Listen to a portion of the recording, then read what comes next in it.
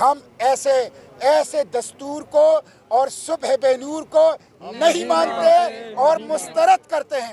27ویں آئینی ترمیم اشرافیہ کے نام پر بدماشا نے اپنے لیے کیا ہے، اور یہ آئین جمہوریت عدلیہ فنڈامنٹل رائٹ کے اوپر ڈرون حملہ ہے۔ ہم اس کو مسترد کرتے ہیں، اور استثناء یہ خوف ہے، استثناء غیر اسلامی ہے، غیر شرعی ہے، استثناء غیر دستوری، غیر آئینی ہے، استثناء انسانی حقوق کی خلاف ورزی ہے۔ پاکستانی قوم اس استثناء کو مسترد کرتی ہے۔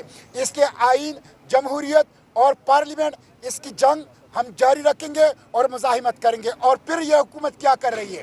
پاکستانی پویلین میں اسرائیلی آفیشل کو بلا کر وزیر اعظم کے مشیر سیاحت اس کا استقبال کرتے ہیں، اس کے ساتھ ہاتھ ملاتے ہیں، اور کل رات پاکستان نے سلامتی کونسل میں ٹرمپ کے 20 نکاتی منصوبے کا ان کے حق میں ووٹ دیا ہے، حالانکہ چین نے ووٹ نہیں دیا، حالانکہ روس نے ووٹ نہیں دیا، وہ غیر جانبدار رہے، ان کے اعتراضات تھے اس منصوبے کے اوپر، لیکن امریکی دباؤ پر ایک ایسے منصوبے کا، ٹرمپ کے منصوبے کا ووٹ دیا کہ جس میں امریکہ اور امریکی کے ٹرمپ نگرانی کرے گا، اور مصر اور اسرائیل کی سربراہی اور مشاورت سے حماس کو غیر مسلح کیا جائے گا۔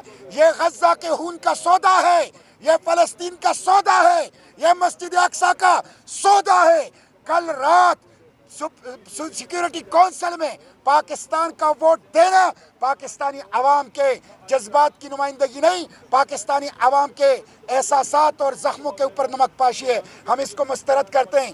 اس لیے میں عوام سے کہتا ہوں، تحریک تحفظ آئینی پاکستان نے مزاحمت شروع کی ہے، سیاسی قیدیوں کو رہا کرو، جعلی پارلیمنٹ کے بجائے حقیقی پارلیمنٹ بحال کرو، اور یہ 26ویں آئینی ترمیم، 27ویں آئینی ترمیم واپس لو، ملک کو غلامی سے نکال لیں، اور عوام کی حکمرانی، عوام کے راج کے لیے یہ مزاحمت جاری ہے، اور انشاءاللہ منزل تک پہنچنے تک ہم اس کو جاری رکھیں گے انشاءاللہ۔